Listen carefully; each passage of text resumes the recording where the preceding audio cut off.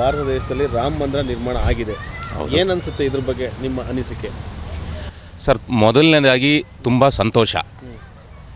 ಎರಡನೇದು, ನಮ್ಮಷ್ಟು ಪುಣ್ಯವಂತರು, ನಮ್ಮಷ್ಟು ಭಾಗ್ಯಶಾಲಿಗಳು ಯಾರೂ ಇಲ್ಲ. ಅಂದರೆ 500 ವರ್ಷದ ಹಿಂದೆ ಇತ್ತಂತೆ ಅಂತೆ ಕಂತೆಗಳಲ್ಲಿ ನಾವೆಲ್ಲ ಇದ್ವಿ. ಅಂದರೆ ಪ್ರೂವ್ ಇತ್ತು, ಪುರಾವೆ ಇತ್ತು.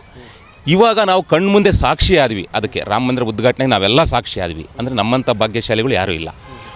ಎರಡನೇದು, ಮೋಸ್ಟ್ಲಿ ಇವರು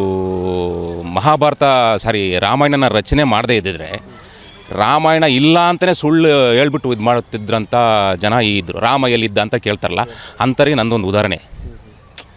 ವಾಲ್ಮೀಕಿಯವರು ರಾಮಾಯಣ ಬರೀಲಿಲ್ಲದಿದ್ದರೆ ರಾಮಾಯಣನೇ ಇಲ್ಲ ಅಂತ ಹೇಳ್ಬಿಡೋರು. ಈ ರಾಮನೇ ಇಲ್ಲ ಅಂತ ಹೇಳೋರು ಅದು ಹೇಳ್ದೇ ಇರ್ತಿದ್ರಾ? ಖಂಡಿತವಾಗಿ ಹೇಳೋರು ಅವರು. ಅವ್ರಿಗೆಲ್ಲ ಇದೊಂದು ಸಾಕ್ಷಿ. ರಾಮ ಇದ್ದ, ದೇವರಿದ್ದ, ಸನಾತನ ಧರ್ಮ ಇತ್ತು, ಹಿಂದುತ್ವ ಇತ್ತು ಅನ್ನೋದಕ್ಕೆ ಇದೊಂದು ಸಾಕ್ಷಿ. ಖಂಡಿತವಾಗೂ ಅಯೋಧ್ಯೆಯಲ್ಲೂ ರಾಮನ ಸಾಮ್ರಾಜ್ಯ ಇತ್ತು. ಇನ್ನು ಮುಂದೂ ಕೂಡ ನಮ್ಮ ಭರತ ಖಂಡದಲ್ಲಿ ರಾಮಂದೇ ಸಾಮ್ರಾಜ್ಯ. ಆ ರಾಮನ ರೂಪದಲ್ಲಿ ನಮ್ಮ ಮೋದಿಜಿಯವರು ನಾವು ನೋಡ್ತಾ ಇದ್ದೀವಿ ಅಷ್ಟೇ. ಅಲ್ಲ, ಈಗ ಕಾಂಗ್ರೆಸ್ ಅವ್ರು ಹೇಳ್ತಾರೆ, ಬೇರೆ ಪಕ್ಷದವ್ರು ಹೇಳ್ತಾರೆ, ರಾಮನ ಇಟ್ಕೊಂಡು ರಾಜಕೀಯ ಮಾಡ್ತಾರೆ ಅಂತ. ಇದಕ್ಕೇನು ಹೇಳ್ತೀರಾ?